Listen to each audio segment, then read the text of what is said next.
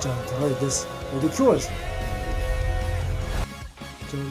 こんな腕時計なんですけどね、女性レディースのね、多分これ1000円ぐらいだと思うんだけど、止まっちゃってるんでね、電池交換したいと思います。でこれね、裏がこう蓋式なんでね、うちにある道具を使ってね、電池交換しようと思います。できるかな。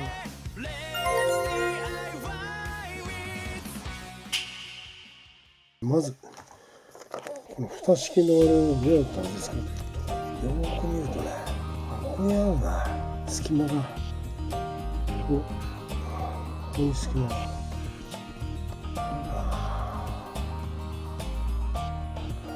隙間がね、これね、回して回転させてみると、やっぱここだね、ここ。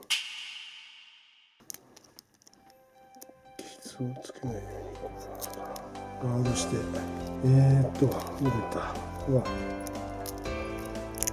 だからなぜかね、うちに時計の工具あるんですよね。昔買ったんだね。700円ぐらいだったかな。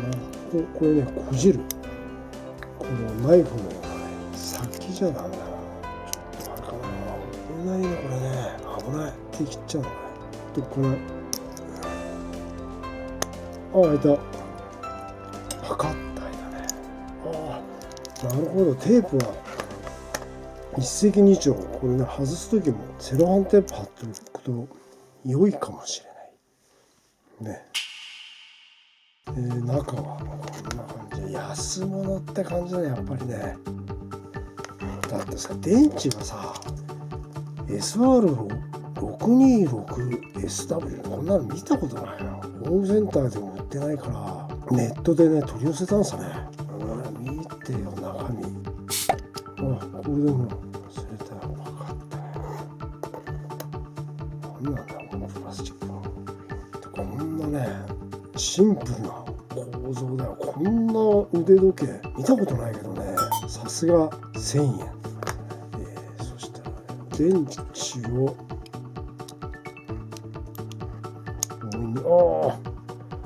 強引に取っちゃったよ。 SR626 って書いてあるんですね。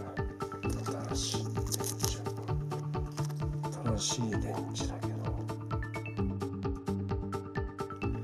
ど、入ったスッと入った。皆さんもねできると思うんですよね。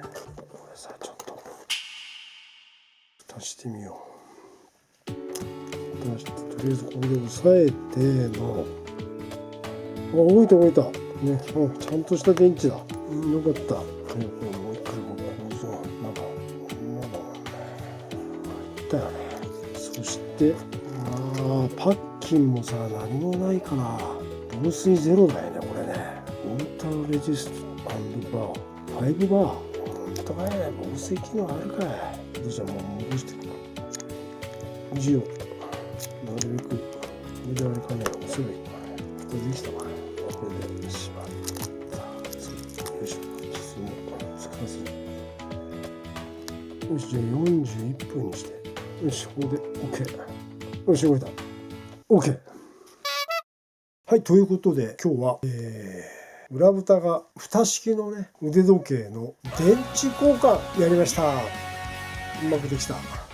裏蓋式のって初めてだったので、うまくいきました。これは皆さんもできるね。もし参考にされる場合は、あくまでも自己責任でお願いいたします。ご視聴ありがとうございました。ご視聴ありがとうございました。いいねとチャンネル登録していただけると今後の励みになります。これからもよろしくお願いいたします。